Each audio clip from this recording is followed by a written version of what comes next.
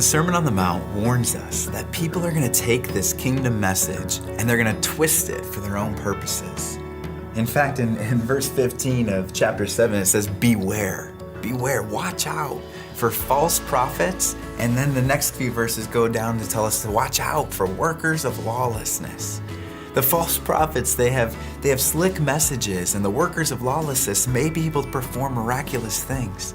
But when you really look below the surface, you'll find that those false prophets have no good fruit to show, and that those mighty works done by the workers of lawlessness have no intimacy with Christ behind them. When a message is this compelling, the way that Jesus' kingdom message is, when the beauty is being painted into our hearts and it's drawing us into this upside down reality, it attracts the worst of manipulators and abusers.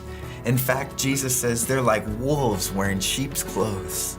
So how do you and I spot an imposter? How do you and I see the manipulators for who they are, the abusers for who they are? He tells us, he says the false prophets, they've got slick words. They're going to come and they're going to grease our ears with the best sounding things. But when you really look at them, you're going to notice that there's bad fruit. I mean, good trees, they bear good fruit. Bad trees bear bad fruit. And so eventually over time, you'll see in the midst of these false prophets that the fruit of their lives is not good fruit. False prophets have slick words, but bad fruit.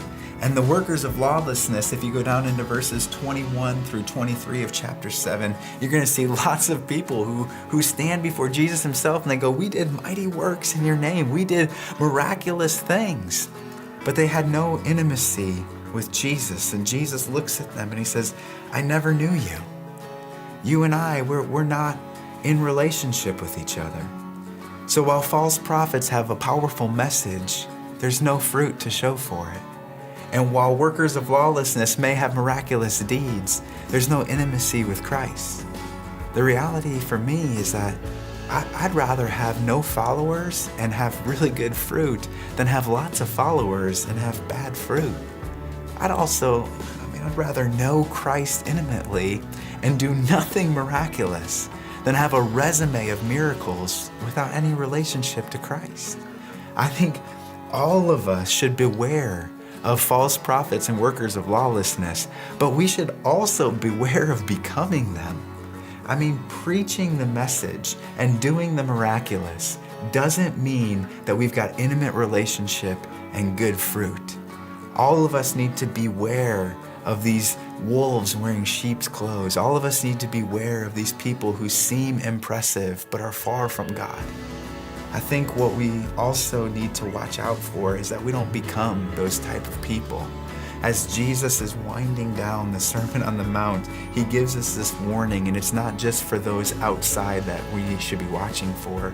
It's for the false prophet and the worker of lawlessness and me, the person who longs for followers more than fruit, or for the person who longs to do the miraculous more than to know Christ.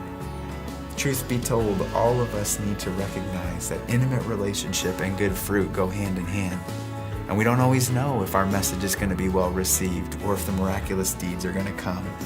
But we do know that living in fellowship with Christ is worth it, and it bears good things in our world.